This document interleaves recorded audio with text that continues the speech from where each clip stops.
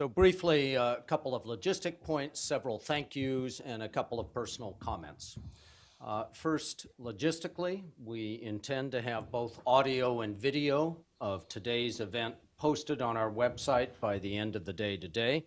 We should have a transcript of today's event available online at our website next week. I encourage you to use your computer skills. Mine are strictly 20th century, but I manage to share either the entire event or the parts that you found most interesting with the people that you know want to learn about these issues. A number of thank yous. We always, every year, have this event at the Carnegie Endowment for International Peace. We want to thank them for extraordinary support, great conference services, and beautiful facility.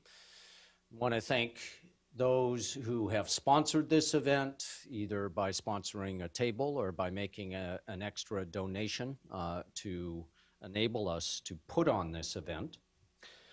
I want to thank all of our speakers today, and to start with those who received the Arms Control Person of the Year award.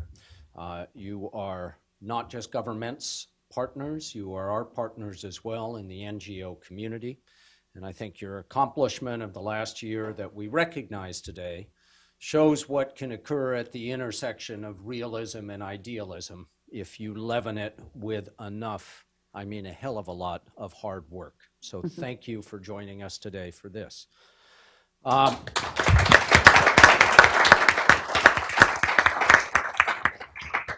And I want to thank all the other speakers who participated, in particular those from the U.S. government, Andrea Hall and Anita Freet. Even as I get concerned about some of the policy statements of this administration, I mean it when I say that I'm reassured to know that some of the best, most experienced minds in U.S. government are still hard at work on these issues with the same dedication. And I want to thank as well, of course, all of those who continue to work on these issues at NGOs and other institutions around Washington.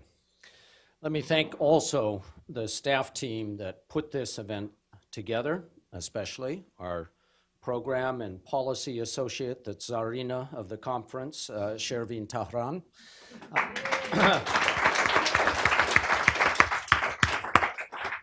Our communications director, Tony Fleming. I hope you have all noticed how beautiful the Arms Control Today magazine is, as it has entered into the 21st century as well, and the man responsible is Alan Harris.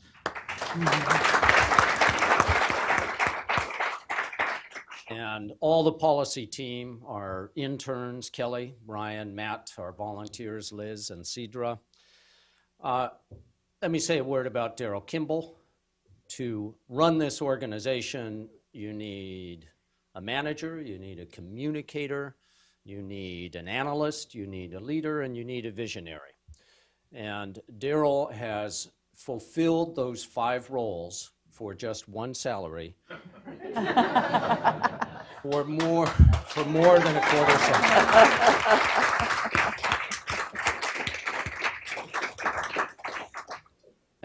And we try to thank him at least once a year. That's all it takes, Tom. Let me say why I'm up here. On the occasion of my timely retirement last year, okay, it was unexpectedly timely, I decided that I wanted to, number one, be retired, be a little bit lazy, but number two, when I wasn't being lazy, to associate myself with the work of the Arms Control Association. Made that choice because throughout my time as Assistant Secretary, I saw the quality and the practicality of the analyses that they made about the issues we were grappling with, and the timeliness of the work that they were doing. And so when I came out of government and started working with ACA, I was surprised, and it confirmed my decision to learn that this is a fairly small NGO. By Washington standards, this is not big, either in budget or in the amount of staff that we have. And so I was doubly astounded by the quality and quantity of work that they put out under Daryl's leadership. And it reinforced my determination to do what I can to help. As I got into it, I think I began a new learning process for myself a year ago. How does a non-governmental organization work with other non-governmental organizations? How does a non-governmental organization work with a non-organized government? And that issue, I think, is past us. But the necessity remains to essentially wear trifocal glasses in this work. As Daryl just mentioned, the number of issues that are confronting us at once, issues on which we still have the capability to share information, analysis, and recommendations with the US government are, I think, unprecedented. And they go far beyond the nuclear field, of course. And we've got to have that short-term, what is today's hot issue vision. We also have to be ready for how political circumstances change. Are we ready to work in a new political environment in the United States, whether it's after 2018 or 2020 or sometime in the future? Are we thinking about the opportunities ahead? And finally, do we have a very long-term vision about the inevitable technological change in the security field and whether we have the capability to make wise choices? I think we have a fantastic team that is able to keep their eyes at 3 different focal lengths simultaneously. And so, and you knew I was leading up to this, I encourage your support. I welcome your support for the ACA. I know that most of the people in this room already are a member. I hope that you would consider making additional contributions. If you're not a member, this is a great time to sign up. Those same wonderful interns and staff are still here to help you do that. It is a bargain. It starts at just $25 a year in order to be the best informed person on your block on all WMD issues.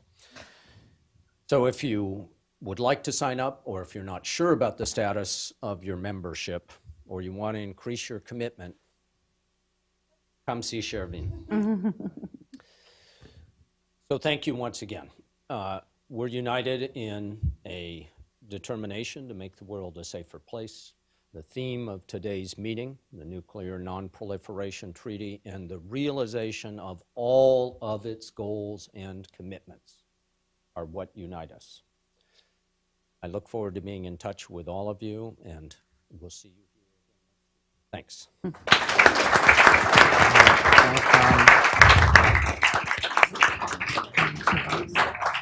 Thanks, Tom. Yeah.